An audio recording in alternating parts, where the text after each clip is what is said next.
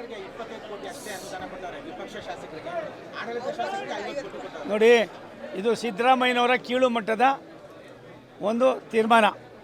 ನಾನು ಒಬ್ಬ ದೊಡ್ಡ ಅನುಭವ ರಾಜಕಾರಣಿ, 2ನೇ ಬಾರಿಗೆ ಮುಖ್ಯಮಂತ್ರಿ.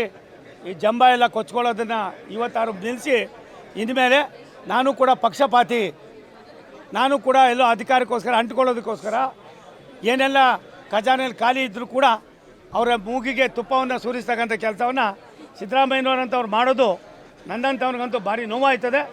ದಯಮಾಡಿ ಸಿದ್ದರಾಮಯ್ಯನವರು ನಿಮ್ಗೇನಾದ್ರು ಸ್ವಲ್ಪ ಆದ್ರೂ ಇವತ್ತು ಕೂಡ ಗಾಂಭೀರ್ಯತೆ ಇದ್ದರೆ, ರಾಜ್ಯದ ಬಗ್ಗೆ, ದೇಶದ ಬಗ್ಗೆ, ಎಲ್ಲ 224 ಶಾಸಕರ ಬಗ್ಗೆ ನಿಮ್ಗೆ ಗೌರವ ಇದ್ದರೆ ನೀವು ಅದನ್ನು ತೀರ್ಮಾನ ಮಾಡಿದ್ದೀರಲ್ಲ, ಎಲ್ಲರಿಗೂ ಸಮಾನವಾಗಿ ಕೊಡ್ತಕ್ಕಂಥದ್ದು ನಿಮ್ಮಂಥವ್ರಿಗೆ ಸಾಧುವಾದ ಕ್ರಮ.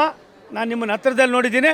ಈ ಥರದ್ದು ಏನಾದ್ರು ನೀವು ಮಾಡಿದ್ರೆ ನೀವು ಕೂಡ ರಾಜ್ಯದಲ್ಲಿ ಒಬ್ಬ ಖಳನಾಯಕರು ಅನ್ನೋದಕ್ಕೆ ಪಟ್ಟಿಯನ್ನು ಕಟ್ಕೊಳ್ಳೋದಕ್ಕೆ ನೀವೇ ತಯಾರಾಗಿದ್ದೀರಿ. ಏನು ಮಾಡಿದ್ದೀನಿ ಅಂತ ಸಾಧನೆ ಮಾಡ್ತಾರೆ.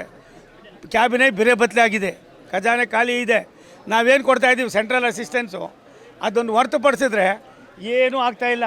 ಹಾಗಾಗಿ ಇವರ ಸಾಧನಾ ಸಮಾವೇಶ ಶೂನ್ಯ ಸಂಖ್ಯೆ ಏನಿದೆ, ಇದಕ್ಕೆ ಸಿದ್ದರಾಮಯ್ಯನವರು ಅಂಥವ್ರು, ನನಗೆ ಬೇರೆಯವ್ರ ಬಗ್ಗೆ ನನಗೇನು ಅದು ಇದಿಲ್ಲ. ಸಿದ್ದರಾಮಯ್ಯನಂಥ ಒಬ್ಬ ಬುದ್ಧಿವಂತರು ಈ ರೀತಿ